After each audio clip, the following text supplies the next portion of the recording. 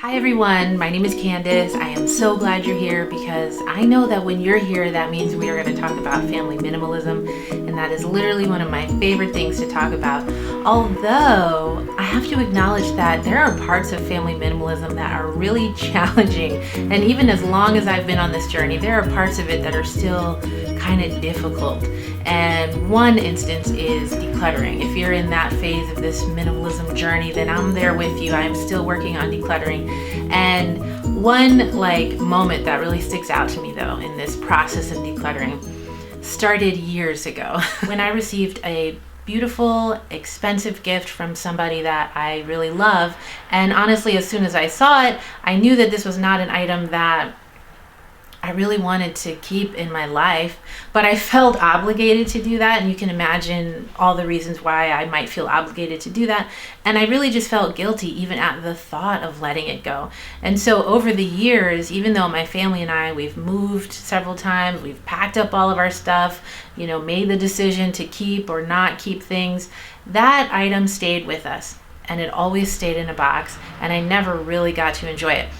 Something happened though just a few months ago where I was finally ready to let it go, and I realized what that shift was. So in the past, I was looking outside of myself. I was looking to other people to kind of let me know what I should do with this thing. And I was also using that thing to help me define my relationship to that person. So it was like, this person obviously loves me. They gave me this beautiful, expensive gift. And if I care about this person, then I'm going to hold on to that gift. So I was putting a lot of pressure on this gift that I already knew I didn't really love. That's not a good start, right? But the real shift was when I started to look inside myself.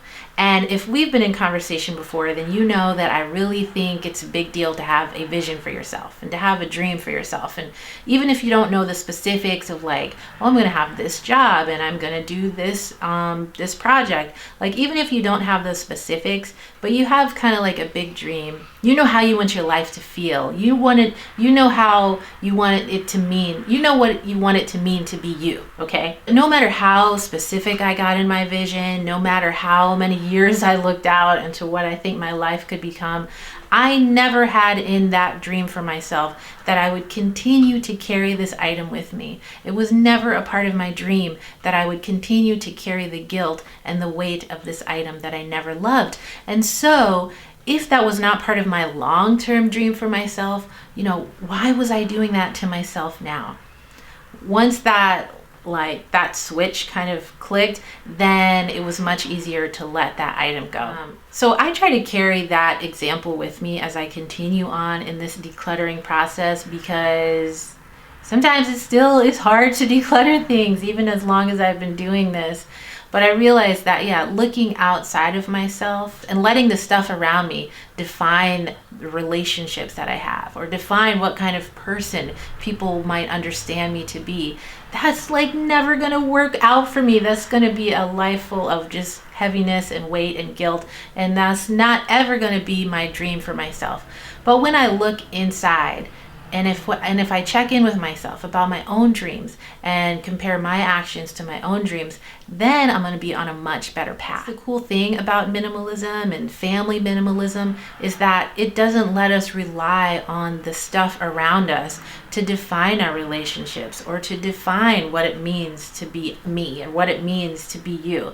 Minimalism gives us the time and the space to define those things for ourselves, and then compare the actions that we take against the things that we believe in, and we can invest in a life that really gets us to where we want to go. And that's awesome. I think that's so cool. And I think doing that with your family, if you have kids around you, and modeling that for them, showing them how they can define that stuff for themselves, that's life-changing and beautiful. I just love that. If you're working on decluttering stuff this week, then know that I am there with you. We are going to continue doing that in my home this week too. And we just know that some of this is difficult, and we are going to have to make some challenging decisions. It's not going to be easy, but I do really think this. I think this is going to be really worth it.